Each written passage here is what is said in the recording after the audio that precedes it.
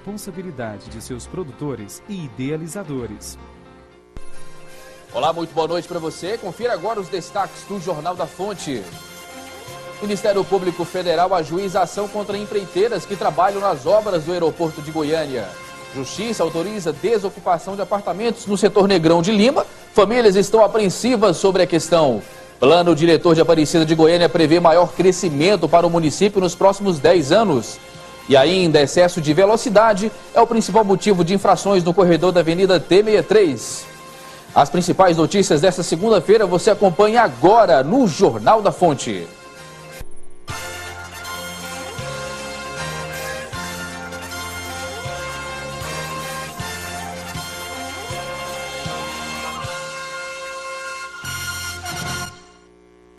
Série de irregularidades em obra do aeroporto de Goiânia são denunciadas pelo Ministério Público Federal de Goiás. Os trabalhos, que deveriam custar 140 milhões, já levaram 250 milhões de reais dos cofres públicos. O Ministério Público Federal em Goiás ajuizou a ação de improbidade administrativa contra Antônio Gustavo Matos do Vale, presidente da Infraero, e a ação civil pública contra as duas construtoras que tocam a obra do terminal de embarque de passageiros do aeroporto de Goiânia, a Odebrecht e a Via Engenharia. As ações foram propostas pelo Ministério Público Federal por encontrar pelo menos 6 irregularidades no contrato firmado em março de 2005. A existência de vínculo contratual entre a Infraero e as construtoras, que encerrou em setembro de 2008, a alteração na composição do custeio do empreendimento, que deveria ter sido pago 50% pela Infraero e 50% pelo governador de Goiás, que pagou 1% até o momento. A deficiência do projeto básico, com 5 aditivos que foram feitos no contrato inicial, as irregularidades na celebração de aditivos, que ultrapassam o limite de 25% previsto na Lei de Licitações, o sobrepreço, perícias realizadas pela Polícia Federal antes de 2008 constataram o valor maior a 104 milhões de reais. E o superfaturamento. Segundo perícia feita pelo Tribunal de Contas da União, a obra deveria ser entregue pelo valor de 180 milhões de reais, mas no contrato o valor final é de 250 milhões. Superfaturamento, sobrepreço, falta de previsão contratual para alguns serviços. Em razão disso, o Ministério Público Federal propôs essas ações, pedindo que os agentes públicos que deram causa às irregularidades sejam punidos e que seja consertado o que está sendo executado nesse momento. Essa é uma obra que deveria ter sido fiscalizada pelos membros da Infraero desde o início das obras, há 9 anos atrás, mas a Infraero preferiu tapar os olhos. O certo seria ter sido feito à época a rescisão do contrato e uma nova licitação.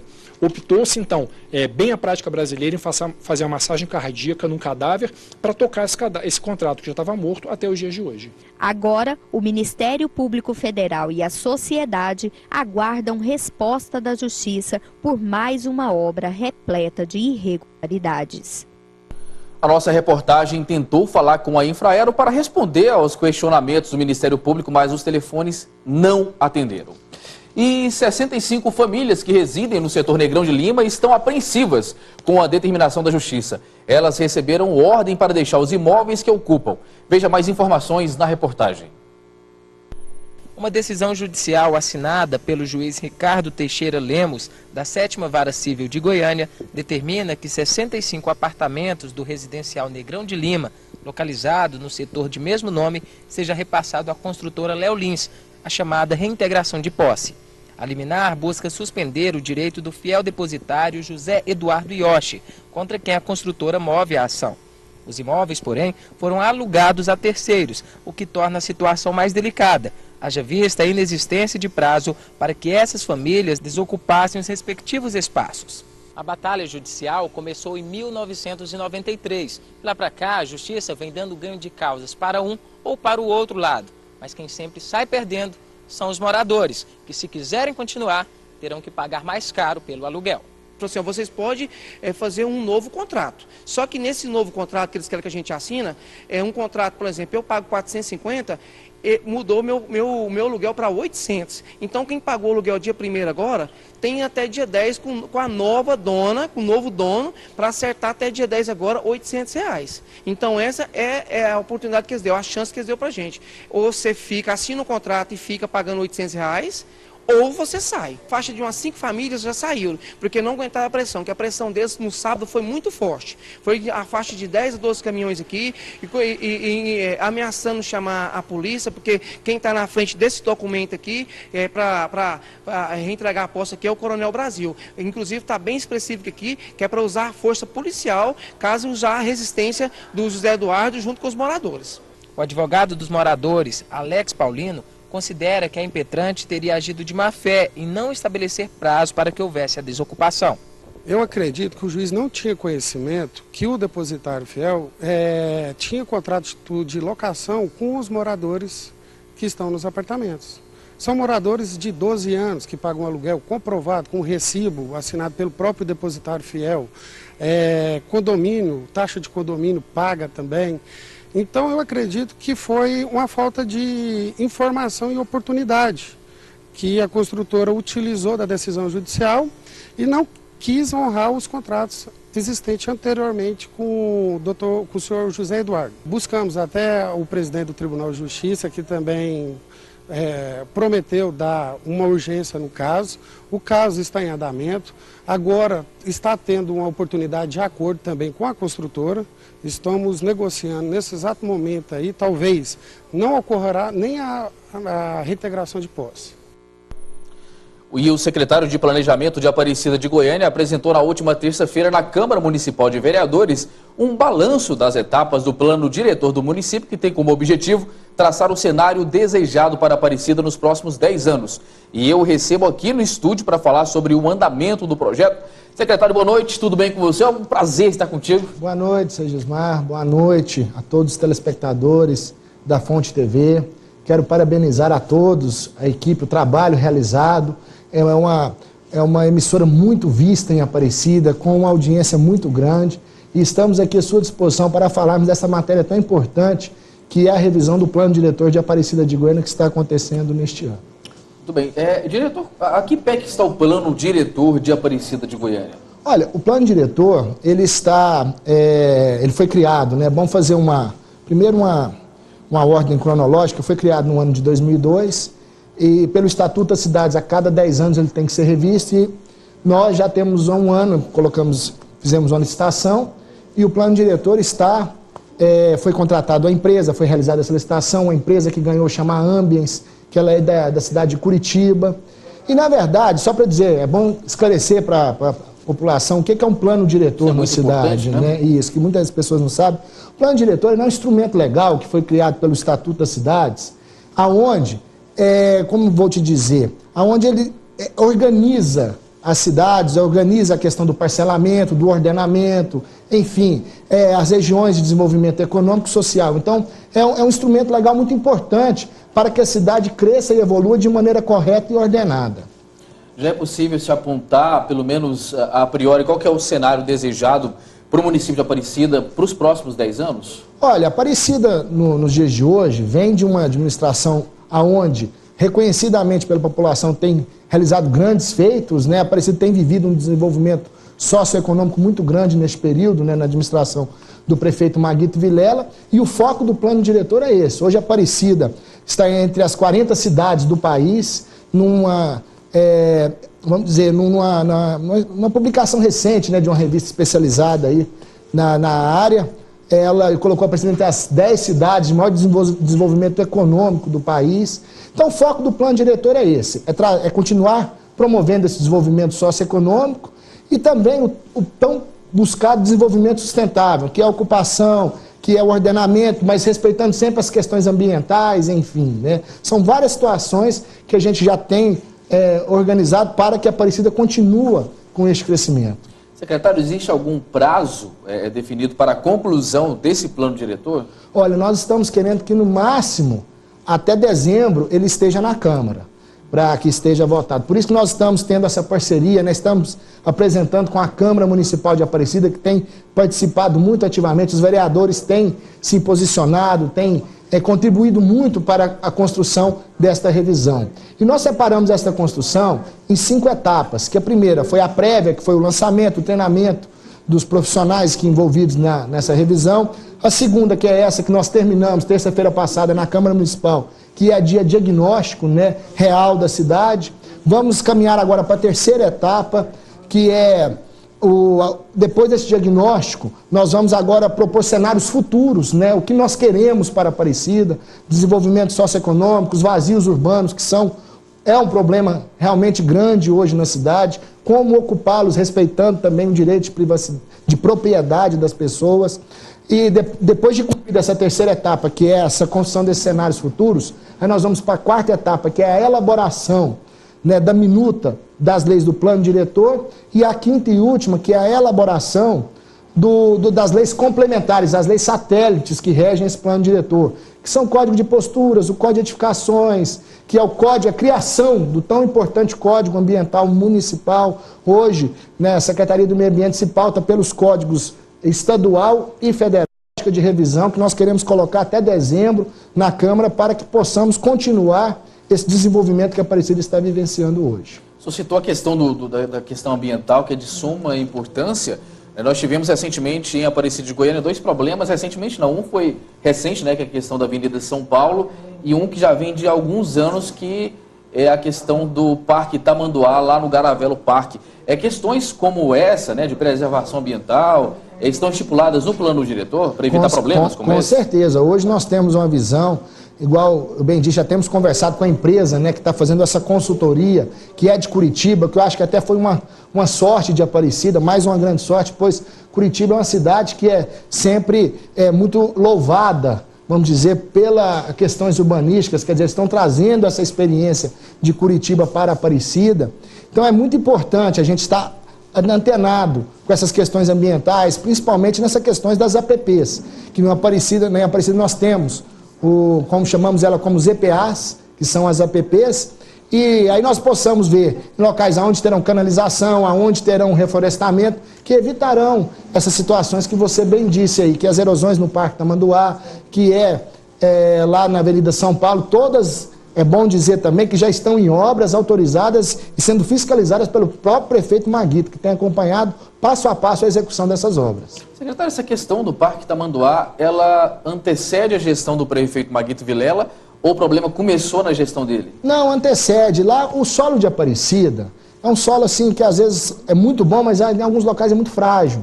Então, com o aumento, vamos dizer, do asfaltamento e da demanda, né, de água, né, da água pluvial, por isso que é importante, às vezes, as pessoas terem nas suas casas uma área verde, enfim, manter essa situação, porque quando as pessoas todas, né, quando chove e você, vamos dizer, faça o seu cimento o seu quintal, a água vai toda para a rua. E aí lá naquela região, como o Parque Tamanduá faz tipo uma bacia, iam todas lá na região. E o solo vamos dizer, muito frágil, ia causando essas erosões e esse transtorno, que hoje, junto ao prefeito conseguiu um recurso de 18 milhões, lá junto ao Ministério da Integração Nacional com ordem de urgência, e já está lá em execução a obra para sanar todo esse problema vivenciado lá naquela região. Com relação ao plano diretor, o que ele prevê para possíveis regiões e bairros de Aparecida de Goiânia com relação ao asfalto? Tem alguma previsão? Nesse caso, o plano diretor ele é mais a questão do parcelamento, do ordenamento da cidade, do desenvolvimento. Assim, para você aprovar, por exemplo, empresas em locais assim, que não incomodem a vizinhança, ela dá um ordenamento, uma ordem espacial e uma ocupação. Quanto ao quesito do asfalto, isso é uma determinação do prefeito, né? O prefeito tem lutado desde o primeiro dia, ele já está no seu segundo mandato, para que a Aparecida tenha sim, todo o seu processo de asfalto adiantado. E isso ele tem lutado e hoje, com a determinação que tem no Ministério das Cidades, que você só pode fazer o asfalto onde tem água e esgoto, rede de água e esgoto, quer dizer, então hoje o prefeito tem já recursos para fazer esse asfalto, está esperando somente essa questão da subdelegação que a Saneago fez com a Debreche Ambiental, para voltar a passar a rede seca, para que, acredito eu, que dentro do mandato do prefeito Maguito, toda a Aparecida esteja asfaltada, se caso aconteça esse compromisso da Saneago de dotar o município todo dessa rede seca de água e esgoto. Tomara que aconteça. Nós conversamos... É o que a gente espera, né? Porque o prefeito tem lutado arduamente para que isso aconteça. Tomara, nós recebemos aqui constantemente muitas reclamações de moradores. Tomara que isso venha a ser colocado em prática. Nós conversamos com o secretário de Planejamento de Aparecida de Goiânia, Afonso Boaventura, falando sobre o plano diretor. Estendemos um pouco mais para falar sobre o município, questão de asfalto. Secretário, foi um prazer recebê-lo aqui. Uma boa noite para o senhor. Segismar, boa noite. Quero deixar um abraço, viu? Parabenizar vocês por esse brilhante Jornal da Fonte, qual eu sou um espectador assíduo, que realmente vocês têm feito um jornalismo diferenciado. Parabenizar toda a equipe da Fonte TV, em nome, né, do seu presidente, o apóstolo César, uma pessoa que tem o nosso respeito e a nossa admiração, e também do prefeito Maguito. Um abraço e estamos sempre à disposição que vocês precisarem. De volta com o Jornal da Fonte, excesso de velocidade e tráfego pela faixa preferencial para ônibus são as principais causas de multa na Avenida T63. No primeiro mês de autuação, os radares flagraram mais de 51 mil irregularidades. Depois de um período educativo, em março, os radares colocados na Avenida T63 começaram a multar os condutores que trafegam acima da velocidade de 60 km por hora ou que transitam sobre a faixa exclusiva para o tráfego de ônibus do transporte coletivo, entre outras infrações. Até abril, mais de 51 mil motoristas foram multados. O número nos assustou muito, até porque a velocidade foi a penalidade que mais a SMT teve que notificar o condutor, porque o mesmo não respeitou a velocidade máxima da via, que é uma velocidade considerável, em alguns pontos de 50, outros de 60 km por hora no local, e isso nos causou bastante estranheza e nos assustou bastante, sem dúvida alguma. De acordo com o chefe de gabinete, o número reflete a cultura do brasileiro, de deixar tudo para cima da hora, recuperando o tempo perdido no acelerador. Se deve à questão cultural mesmo, de querer levar vantagem, chegar mais rápido, de sair atrasado de casa, né, de cortar o seu caminho, de acelerar o máximo possível. Em relação ao excesso de velocidade, 24 mil condutores foram flagrados em velocidade até 20% acima da máxima permitida, sendo a infração de natureza média com 4 pontos na CNH e multa de R$ 85. Outros 3.700 motoristas foram autuados por ultrapassarem a máxima permitida entre 20% e 50%, sendo esta infração grave penalizada com 5 pontos na carteira e multa de R$ 127. Por fim, 252 infrações do período foram relacionadas a velocidade 50% ou mais acima do permitido. Quanto ao excesso de velocidade, praticamente não há queixa por parte dos condutores. Já em relação às multas do acesso à pista da direita, aquela exclusiva para o trânsito de ônibus, a reclamação é uma constante, principalmente nos locais de conversão. A empresária Leila Ragonese já foi multada, mas acredita que a falha está na sinalização, que não possibilita ao condutor virar sem despertar o flash do radar. Eu acho que a sinalização está muito mal sinalizada ali. Eu acho que eles têm que verificar isso aí e ver a opção para a gente virar ali. É a única opção que eu tenho para pegar a colta é subir a viela. E tem uma sinalização bem em cima da viela. Tem no sinal e após o sinal tem na viela. Eu não sei, a gente tem que ver juntar MT, né? Ver o que eles podem fazer. Na mesma situação estão outros tantos condutores, que a cada minuto endossam o número de autuados por desrespeitar a faixa exclusiva. Já levei 3 multas. Se a gente virar à direita ali, todo mundo é multado que vira ali. Eu não entendo por que acontece isso. Eu dou seta direita, eu entro menos de 40 por hora à esquerda. Por que acontece isso? Isso é um erro. E um dos locais onde houve o maior número de multas é aqui, logo depois da T63, cruzamento com a Couto Magalhães, no acesso à viela 1035, no setor Pedro Ludovico. Aonde eu vou virar? Fica sem uma opção para eu virar. Eu moro na S5, eu desço a S5, aonde eu vou virar para pegar Couto? E as bicicletas nunca estiveram tão na moda como hoje em dia, não é verdade? E essa preferência atiçou a criatividade das indústrias do gênero, que desenvolve produtos bem diversificados e caros. Só que isso também chamou a atenção dos bandidos. Magrela, camelo e bike são apenas algumas formas de apelidar a bicicleta. ela é considerada uma forma de lazer para muitos e também uma alternativa ao trânsito caótico das grandes cidades como Goiânia. Elas estão cada vez mais aprimoradas e o que não falta é criatividade. Tem para tudo quanto é gosto. Essa, por exemplo, tem um pneu bem fininho, o que dá mais velocidade na hora de pedalar. Já o pneu dessa bike mais parece um de uma motocicleta e é voltada para os ciclistas que vão pedalar na neve. Há 12 anos, Guilherme se tornou adepto ao uso da bicicleta e, em busca de conforto, ele não mediu esforços na hora da compra. Por medo, ele não quis revelar o preço, mas sua nova companheira tem um custo estimado a de um carro popular usado. Eu pedalo há mais ou menos 12 anos e a gente vai acompanhando a história da bike, né, as revoluções tecnológicas e acaba optando por uma bike melhor, né? E com a ajuda da tecnologia, é possível encontrar bicicletas de diversos modelos. Essa, por exemplo, foi feita para ajudar o ciclista na hora do cansaço. É uma bicicleta movida a corrente elétrica e funciona através dessa bateria de lítio. Ela alcança uma velocidade média de 50 km por hora e, dependendo do uso, pode rodar por até 6 horas. E quando o ciclista estiver descansado, basta desligar o sistema elétrico e voltar a pedalar. E as inovações não param por aí. Essa outra bike tem um sistema de segurança bem curioso. Após ativado, ela só funciona com algumas batidas no pneu dianteiro no chão. Aí se você fizer assim, ó, já funciona. E a quantidade de batidas é regulada pelo próprio dono. É uma espécie de senha. Esse empresário abriu sua primeira loja do gênero em 1997. Há 10 anos ele resolveu comercializar apenas equipamentos de alto valor. Por medo, ele pediu para que não revelássemos o preço de seus produtos, mas um empresário garante que é cada vez maior o número de pessoas que fazem adesão a esse tipo de equipamento. São clientes que buscam alguns diferenciais. Geralmente hoje os quadros são quadros de carbono, são bikes que já se usa roda sem câmara de ar, são bikes que já tem 21 marcha, 20 marcha, 30 marcha, são pneus com liga bem leve, são guidões de carbono. Existem aproximadamente 50 milhões de bicicletas circulando pelas ruas e avenidas em todo o Brasil. Mas as bicicletas de alto valor acabaram se tornando alvo dos bandidos. E o que deveria ser sinônimo de diversão e praticidade acabou se transformando em medo. Não existem estatísticas sobre o número de bicicletas roubadas ou furtadas em Goiânia. Mas, de acordo com o titular do 8º DP de Goiânia, esse crime tem crescido na capital. Antigamente tinha esse costume de furtar bicicletas de baixo valor, hoje não, hoje o criminoso foca nos objetos.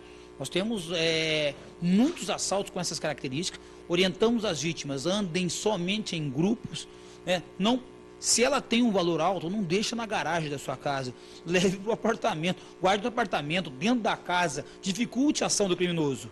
Mas apesar da violência, as vendas desses produtos de alto valor têm crescido. E o que não faltam são opções para os apaixonados pela bike. Aí o povo está com medo. Eu e o repórter cinematográfico Samuel Dias tentamos falar com vários consumidores, com vários empresários, inclusive do ramo, mas foi difícil falar com o empresário por medo. Alguns que foram assaltados não quiseram falar com a gente, estão coagidos. Essa criminalidade que assola o nosso país está escolhendo nichos de mercado, é cachorro de raça, agora bicicleta. Tá complicado, né, pessoal? O Jornal da Fonte vai ficando por aqui. Mais notícias você confere amanhã ao 12h45 no Jornal Goiás Alerta. Na sequência, os principais destaques do esporte com Luiz Duarte e toda a sua equipe com o programa Na Marca do Pênalti. O melhor dessa noite para você, uma boa segunda e até mais.